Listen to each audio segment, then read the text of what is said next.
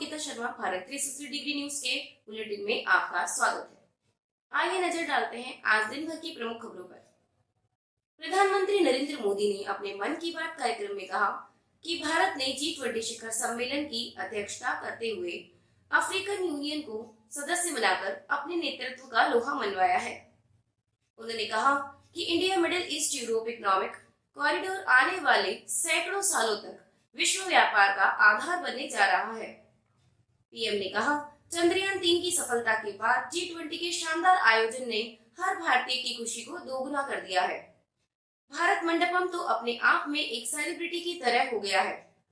लोग उसके साथ सेल्फी खिंचा रहे हैं और गर्व से पोस्ट भी कर रहे हैं। IMEEC को लेकर पीएम मोदी ने कहा कि इतिहास इस बात को हमेशा याद रखेगा कि इस कॉरिडोर का सूत्रपात भारत की धरती पर हुआ था। वहीं चंद्रयान 3 की सफलता लैंडिंग को लेकर पीएम मोदी ने कहा कि जब चंद्रयान 3 का लैंडर चंद्रमा पर उतरने वाला था, तब करोड़ों लोग अलग अलग माध्यमों के जरिए एक साथ इस घटना के पल पल के साक्षी बन रहे थे। इसरो के YouTube चैनल पर 80 लाख से ज्यादा लोगों ने इसे देखा, जो कि अपने आप में रिकॉर्ड है। इसके अलावा पीएम ने कहा, आजादी का ये अमृत काल देश के लिए हर नागरिक का कर्तव्य काल भी है। अपने कर्तव्य निभाते हुए ही हम अपने लक्ष्यों को पा सकते हैं, अपनी मंजिल तक पहुंच सकते हैं। कर्तव्य की भावना हम सभी को एक सूत्र में पिरोती है। प्रधानमंत्री नरेंद्र मोदी ने रविवार को 11 राज्यों में 9 वंदे भारत ट्रेनों को हरी झंडी दिखाई। इन वंदे भारत ट्रेनों के जरिए इन सभी राज्यों में न सिर्फ यात्रा में लगने वाला समय कम होगा, बल्कि कनेक्टिविटी भी बढ़ जाएगी। पीएम मोदी ने सभी वंदे भारत ट्रेनों को वीडियो कॉन्फ्रेंसिंग के जरिए हरी झंडी दिखाई। देश भर के कई रूटों पर पहले से ही वंदे भारत ट्रेनें चल रही है। ऐसे में इन ट्रेनों से वंदे भारत ट्रेनों का बेड़ा भी बड़ा होने वाला है। ये 9 वंदे भारत एक्सप्रेस ट्रेनें 11 राज्यों में चलने वाली है। इन राज्यों में राजस्थान, तमिलनाडु, तेलंगाना, आंध्र प्रदेश, कर्नाटक, बिहार, पश्चिमी बंगाल, केरल, ओडिशा, झारखंड और गुजरात शामिल है। वंदे भारत ट्रेनों के जरिए इन राज्यों में कनेक्टिविटी में सुधार होगा। पीएम मोदी ने इस मौके पर लोगों को संबोधित भी किया। वंदे भारत ट्रेनों की शुरुआत पर इन 11 राज्यों के राज्यपाल, मुख्यमंत्री समेत अन्य आला अधिकारी भी मौजूद रहे। रेल मंत्री अश्विनी वैष्णव ने भी इसमें हिस्सा लिया। एशियन गेम्स 2023 में रविवार को भारत ने शानदार शुरुआत करते हुए मेडल का पंजा लगाया है। भारत ने अभी तक 2 सिल्वर और 3 ब्रॉन्ज समेत कुल 5 पदक अपने नाम कर लिए हैं। भारत ने शूटिंग और रोइंग में एक सिल्वर, तो रोइंग में ही 2 ब्रॉन्ज और शूटिंग में ही 1 ब्रॉन्ज पदक जीता है। भारत ने एशियन गेम्स मेडल का खाता शूटिंग में सिल्वर के साथ खोला है। भारत के लिए पहला मेडल महिला 10 metre air rifle team event में रजत पदक के रूप में आया।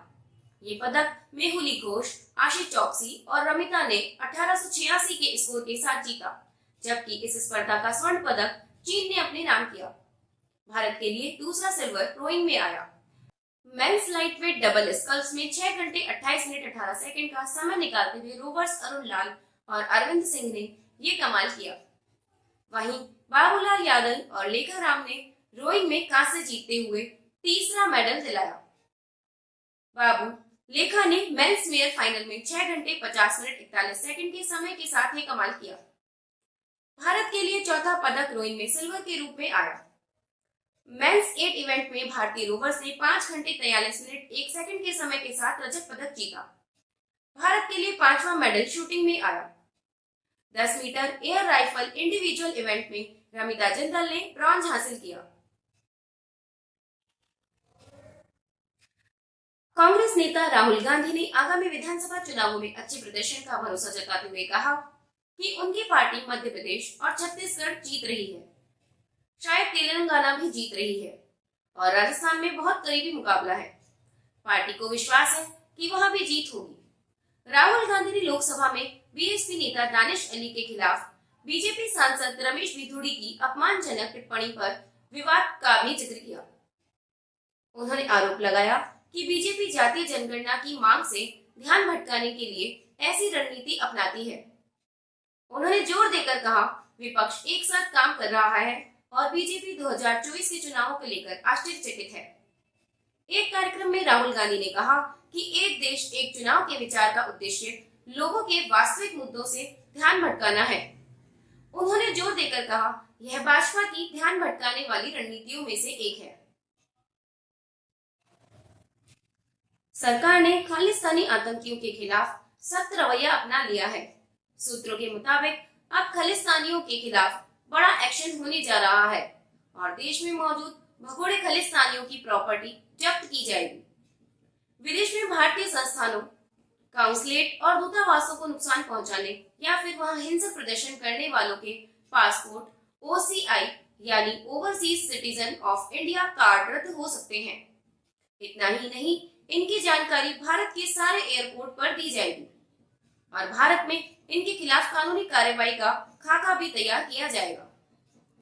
जांच एजेंसियां भारत के हितों को नुकसान पहुंचाने वालों के खिलाफ ऐसे कड़े कदम उठाने की तैयारी में है। पिछले कुछ महीनों के दौरान जितने भी प्रदर्शन हुए हैं, उनकी सारी डिटेल्स UK, कनाडा, अमेरिका और अन्य देशों को दिए जा चुके हैं। सरकार ने खालिस्तानी आतंकियों के खिलाफ सख्त रवैया अपना लिया है। सूत्रों के मुताबिक अब खालिस्तानियों के खिलाफ बड़ा एक्शन होने जा रहा है और देश में मौजूद भगोड़े खालिस्तानियों की प्रॉपर्टी जब्त की जाएगी। विदेश में भारतीय संस्थानों, काउंसलेट और दूतावासों को नुकसान पहुंचाने या फिर वहां हिंसक प्रदर्शन करने वालों के पासपोर्ट OCI यानी overseas citizen of India card रद्द हो सकते हैं। इतना ही नहीं, इनकी जानकारी भारत के सारे एयरपोर्ट पर दी जाएगी और भारत में इनके खिलाफ कानूनी कार्रवाई का खाका भी तैयार किया जाएगा। जांच एजेंसियां भारत के हितों को नुकसान पहुंचाने वालों के खिलाफ ऐसे कड़े कदम उठाने की तैयारी में है। पिछले कुछ महीनों के दौरान जितने भी प्रदर्शन हुए हैं, उनकी सारी डिटेल्स UK, कनाडा, अमेरिका और अन्य देशों को दिए जा चुके हैं। अब नजर डालते हैं राजस्थान की महत्वपूर्ण खबरों पर। दौसा के महुआ के हिंडोन रोड पर भीषण हादसा हुआ। महुआ के हिंडोन रोड पर रविवार को हुए सड़क हादसे में 5 व्यक्तियों की मौत हो गई, जबकि आधा दर्जन से अधिक महिला पुरुष घायल हो गए। पुलिस ने बताया कि लोक परिवहन बस ने ओवरटेक के प्रयास में टेम्पो को टक्कर मार दी। इसके पश्चात उसने महुआ से भैरूजी हिंडोन जा रही पद यात्रा के यात्रियों को भी कुचला, जिससे 4 पद यात्रियों की मौत हो गई, जबकि टेम्पो चालक ने महुआ अस्पताल में उपचार के दौरान दम तोड़ दिया। इधर टेम्पो में सवार परिवार केला देवी के दर्शन कर वापस MP लौट रहे थे, जिसके भी आधा दर्जन से अधिक सदस्य घायल हो गए। सभी घायलों का महुआ अस्पताल में उपचार जारी है। इनमें से कुछ मरीजों को जयपुर रेफर कर दिया गया है।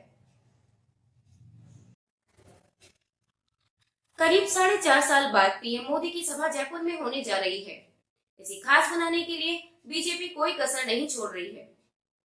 मोदी के स्वागत से लेकर विदाई तक हर मौके को खास बनाया जा रहा है। मोदी इस दौरान पंडित दीनदयाल उपाध्याय की जन्मस्थली धानक्या भी जाएंगे। दरअसल इससे पहले पिछले लोकसभा चुनावों के मद्देनजर PM मोदी की जयपुर में 1 मई 2019 को सभा हुई थी। कल जयपुर की दादिया पंचायत में मोदी की यह सभा होगी। PM मोदी हेलीपैड से सभा स्थल तक अपनी कार से आएंगे। यह दूरी करीब 700 मीटर की होगी। बताया यह भी जा रहा है कि मोदी की कार को मंच से पहले पांडाल से गुजारा जाएगा। यहाँ उनका भव्य स्वागत होगा। वहीं सभा में मंच संचालन से लेकर पांडाल की सभी व्यवस्थाएं महिलाएं संभालेंगी। करीब 4.5 साल बाद PM मोदी की सभा जयपुर में होने जा रही है। इसे खास बनाने के लिए बीजेपी कोई कसर नहीं छोड़ रही है। मोदी के स्वागत से लेकर विदाई तक हर मौके को खास बनाया जा रहा है। मोदी इस दौरान पंडित दीनदयाल उपाध्याय की जन्मस्थली धानक्या भी जाएंगे। दरअसल इससे पहले पिछले लोकसभा चुनावों के मद्देनजर PM मोदी की जयपुर में 1 मई 2019 को सभा हुई थी। कल जयपुर की दादिया पंचायत में मोदी की यह सभा होगी। PM मोदी हेलीपैड से सभा स्थल तक अपनी कार से आएंगे। यह दूरी करीब 700 मीटर की होगी। बताया यह भी जा रहा है कि मोदी की कार को मंच से पहले पांडाल से गुजारा जाएगा। यहाँ उनका भव्य स्वागत होगा। वहीं सभा में मंच संचालन से लेकर पांडाल की सभी व्यवस्थाएं महिलाएं संभालेंगी। सांसद राघव चड्ढा और बॉलीवुड एक्ट्रेस परिणीति चोपड़ा की आज शादी है। उदयपुर में आज दोपहर 1 बजे राघव की सहराबंदी हुई। दोपहर 3 बजे 18 बोट्स में बारात ताज लेक पैलेस से लीला पैलेस पहुंची और शादी की अन्य रस्में संपन्न हुई। इससे पहले आज सुबह फैशन डिजाइनर मनीष मल्होत्रा परिणीति का डिजाइनर लहंगा लेकर पहुंचे। जानकारी के अनुसार राघव भी मनीष के डिजाइनर आउटफिट में नजर आएंगे। वहीं शनिवार रात को हुई संगीत सेरेमनी की फोटोज भी सामने आई हैं। संगीत में एक्ट्रेस परिणीति चोपड़ा ने सिल्वर कलर का गाउन पहना था, वहीं राघव ब्लैक सूट में नजर आए थे। आज के बुलेटिन में बस इतना ही। अगले बुलेटिन तक के लिए नमस्कार।